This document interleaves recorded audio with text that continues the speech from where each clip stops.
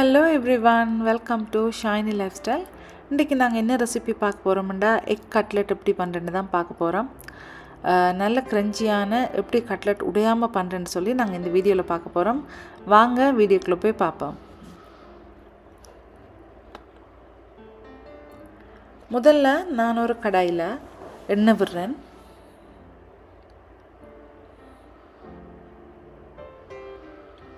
எண்ணெய் வந்து நல்லா சூடாகணும்.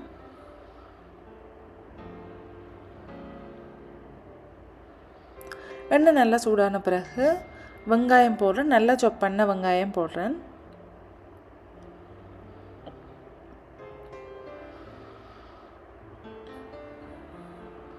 அதுக்கு பிறகு நல்லா சாப் பண்ண கருவேப்பமிலை, பச்சை மிளகாய், மற்றது ரம்பையில் இவ்வளோத்தையும் நல்லா ஃபைனாக சாப் பண்ணியிருக்கேன்.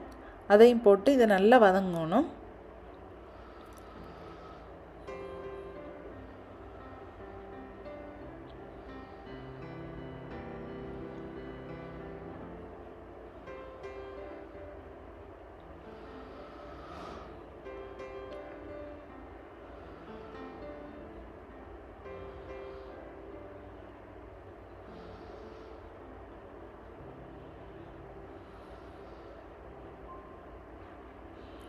பாருங்கள், நல்லா வதங்கிட்டு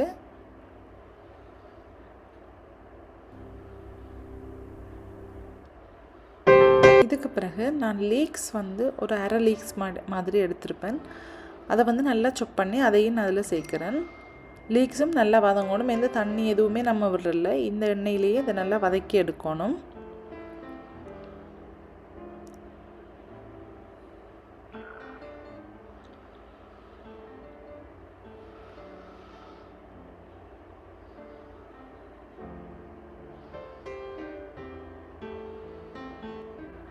பாருங்கள், நல்லா வதங்கிட்டு இதுக்கு பிறகு நான் பெப்பர் எடுத்திருக்கேன்.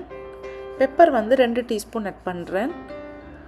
உங்களுக்கு காரம் கூட தேவைன்னு சொன்னால் நீங்கள் இன்னும் பெப்பர் எக்ஸ்ட்ராவாக சேர்க்கலாம். அப்படி இல்லைன்னு சொன்னால் நீங்கள் பச்சை மிளகாய் கூட எக்ஸ்ட்ராவாக சேர்த்துக்கொள்ளலாம். உங்களோட அளவுக்கு ஏற்ற மாதிரியும் நீங்கள் எக்ஸ்ட்ராவாக போட்டுக்கொள்ளலாம்.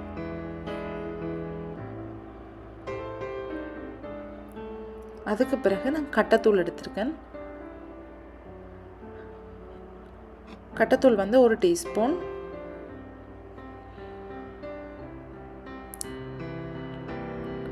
கட்டைத்தூள் பிடிக்காதவங்க கட்டைத்தூளை வந்து அவாய்ட் பண்ணிக்கொள்ளலாம். அடுத்தது வந்து உப்பு போட்டிருக்கேன். போட்டுட்டு இதெல்லாத்தையும் நல்லா சேர்த்து நான் கொஞ்ச நேரம் இதை வதக்குறேன்.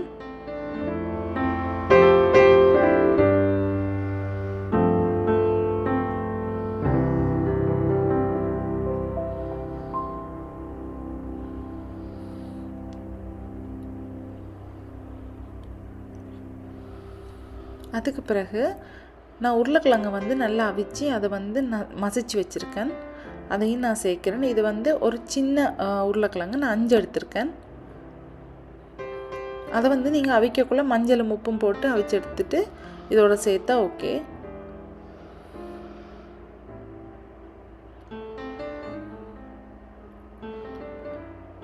ஓகே, கறி வந்து ரெடி ஆகிட்டு இப்போ நாங்கள் இதை வந்து கொஞ்சம் கூல் டவுன் பண்ணுறதுக்காக சைடில் வச்சுட்டு நாங்கள் எப்படி கட்லெட் வந்து மிக்ஸ் பண்ணுறேன்னு சொல்லி நான் உங்களுக்கு சொல்லித்தரேன்.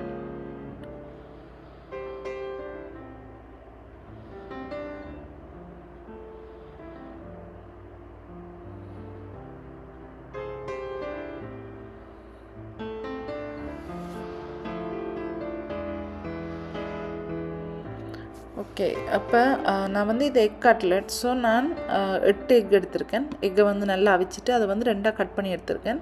நான் ஒரு கட்லெட்டுக்கு அரைவாசி எக் சேர்க்க போகிறேன். அதுக்கு கோட்டிங் பண்ணுறதுக்காக நான் ஒரு முட்டையோட 3 டீஸ்பூன் கார்ன்ஃப்ளவர் எடுத்திருக்கேன். கார்ன்ஃப்ளவர் போட்டிங்கன்னு சொன்னால் நல்லா கிறிஸ்பியாக இருக்குது. முட்டையோட கார்ன்ஃப்ளவர் போட்டு இதை வந்து நீங்கள் கோட்டிங் பண்ணக்குள்ளே நல்ல கிறிஸ்பியாக இருக்கும், மற்றது உடையாது.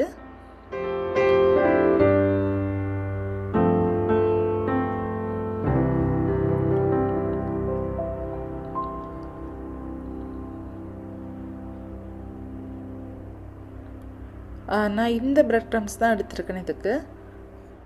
நீங்கள் நீங்கள் இருக்கிற இடத்துல என்ன இது கிடைக்குமோ அதுக்கேற்ற மாதிரி நீங்கள் எடுத்துக்கொள்ளலாம், பிரச்சனை இல்லை. எதாக இருந்தாலும் ஓகே.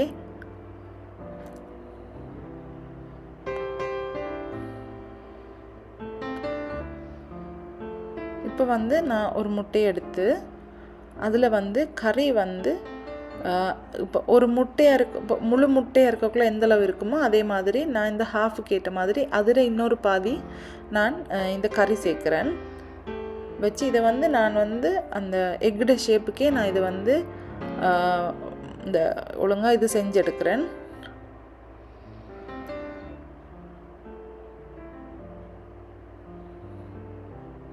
பாருங்கள், இந்த வீடியோவில் காட்டுற மாதிரி உங்களுக்கு பார்த்தா விளங்கும். எக்குட ஷேப்புக்கே நான் இதை வந்து மோல்ட் பண்ணி எடுக்கிறேன்.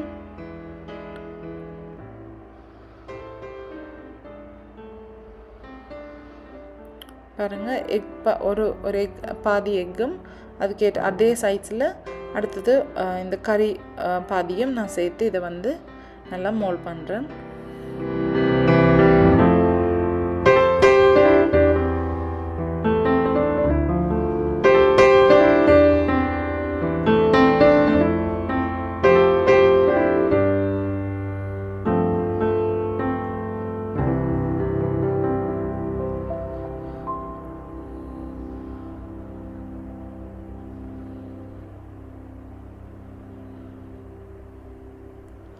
ஓகே, இது வந்து நல்லா அந்த எக்கோட வந்து நல்லா இது வந்து நல்லா பேஸ்ட் ஆகணும், இல்லாட்டி கலந்துடும். ஸோ அதுக்கு பிறகு நான் அந்த கோட்டிங் இதில் போட்டு இதை வந்து நல்லா கோட் பண்ண போகிறேன்.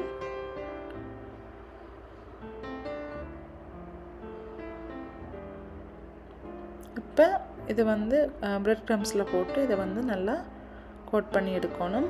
இது ஒரு தரம் பண்ணக்கூடாது, திரும்பவுமே அந்த முட்டையும் கார்ன்ஃப்ளவரும் அடித்து வச்சதில் திரும்பவும் கோட் பண்ணிவிட்டு திரும்பவும் இதுக்கு மேலே பிரெட் க்ரம்ஸை வந்து கோட் பண்ணணும். அப்போ தான் இது வந்து அந்த உங்களுக்கு லேயர் வந்து கொஞ்சம் திக்காக இருக்கும், இல்லாட்டி இது வந்து உடைஞ்சு போயிடும். ஏன்னா நாங்கள் ஒரு அரைப்பாதி ஆல்மோஸ்ட் ஒரு அரைப்பாதி இந்த முழு முட்டையே நாங்கள் உள்ளுக்குள்ளே வச்சுருக்கோம்.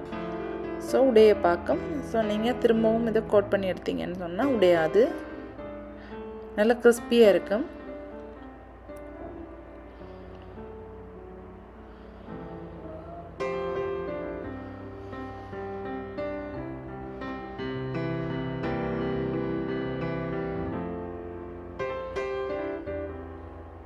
இந்த வீடியோவில் காட்டுற மாதிரி பாருங்கள், கொஞ்சம் கொஞ்சமாக இந்த கவனமாக இந்த கட்லெட்டை வந்து திருப்பி கொஞ்சம் கொஞ்சமாக இதை வந்து நான் இந்த பிரெட் க்ரம்ஸில் கோட் பண்ணி எடுக்கிறேன்.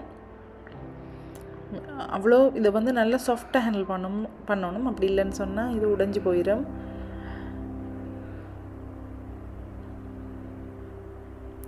இது முழுதுமே இது கறின்னு சொன்னால் நீங்கள் அவ்வளோ யோசிக்க தேவையில்ல. இதை ஒரு பாதி எக் இருக்கிற வடிவாக அந்த எக்கோடு சேர்த்து நாங்கள் இதை வந்து கவனமாக கோட் பண்ணி எடுத்து இது பண்ணணும். அப்படி இல்லாட்டி இது உடைய பார்க்கும். நான் உங்களுக்கு இன்னொன்று செஞ்சு காட்டுறேன்.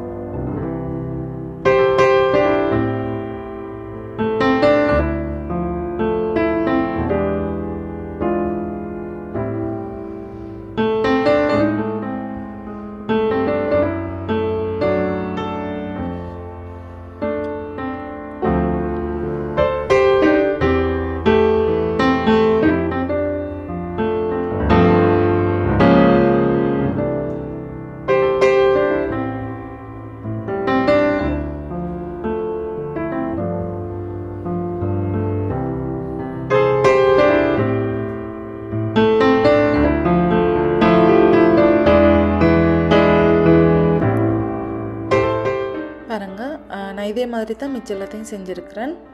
ஓகே, இப்போ நான் ஒரு தாச்சியில் எனக்கு ஒரு தரத்தில் இந்த தாச்சியில் எனக்கு ஒரு 4 கட்லெட் பொரிக்கலும். ஸோ அதுக்கேற்ற மாதிரி அந்த கட்லெட் வந்து மூழ்கும் வரைக்கும் நான் இதில் எண்ணெய் விடுறேன். கட்லெட் வந்து இவ்வளோத்துக்கு எந்த அளவுக்கு எனக்கு மூழ்குமோ அந்தளவுக்கு நான் எண்ணெய் விடுறேன். பாருங்கள், இது நான் எல்லாம் செஞ்சு எடுத்தாச்சு. இப்போ நம்ம எல்லாத்தையும் பொரிக்க போகிறோம். எண்ணெய் வந்து நல்லா சூடாகணும். ஹை ஃப்ளேமில் வச்சே பண்ணுங்கள், ப்ராப்ளம் இல்லை. நல்ல எண்ணெய் சூடான பிறகு தான் நீங்கள் கட்லெட் இதுக்குள்ளே போடணும். கட்லெட்டை வந்து போடும்போது கொஞ்சம் மெல்லமாக பார்த்து வைக்கணும், இல்லாட்டி உடைஞ்சிரும். பாருங்கள், இப்படி இந்தளவுக்கு கட்லெட் மூழ்கணும். அப்போ தான் இது வந்து நல்ல கிறிஸ்பியாகவும் இதாகவும் இருக்கும். மற்றது எல்லா இடமும் நல்லா பொரியும். கன நேரம் கட்லெட் பொரிக்க தேவையில்ல. கன நேரம் வச்சா அந்த மேல் இது வந்து ஃபுல்லாக கரியிடும். ஸோ ஒரு லைட்டான ப்ரௌன் கலர் வரக்குள்ளே நீங்கள் இதை எடுத்திங்கன்னா சரி. பாருங்கள், அந்த மேலே கொஞ்சம் எண்ணெய் படலை. ஸோ நான் அதுக்கு எண்ணெயை கொஞ்சம் கொஞ்சமாக அதுக்கு மேலே நான் அப்படி எடுத்து ஊற்றுறேன். மெல்லமாக கவனமாக பார்த்து மெல்லமாக இதை திருப்பி விடணும்.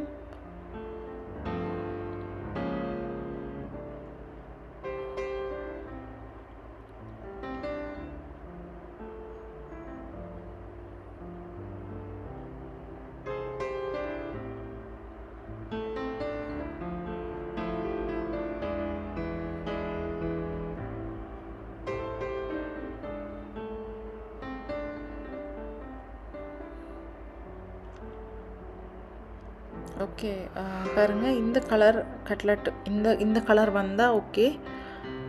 இதை விட கருக விடக்கூடாது. ஒரு பேட்ச் வந்து ரெடி ஆகிட்டு, இது வந்து நான் இப்படி ஒரு ஸ்ட்ரைனரில் நான் இதை வைக்கிறேன். எந்த டிஷ்யூ எதுவுமே போடக்கூடாது. டிஷ்யூ போட்டிங்கன்னு சொன்னால் இது வந்து குயிக்காக சாஃப்ட் ஆயிரும்.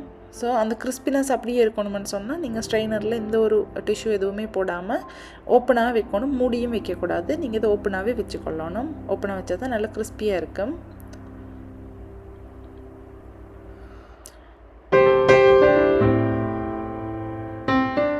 இப்போ அடுத்த பேட்ச் போடுறேன். அதுவும் மெல்லமாக கவனமாக பார்த்து இதை நம்ம செய்யணும்.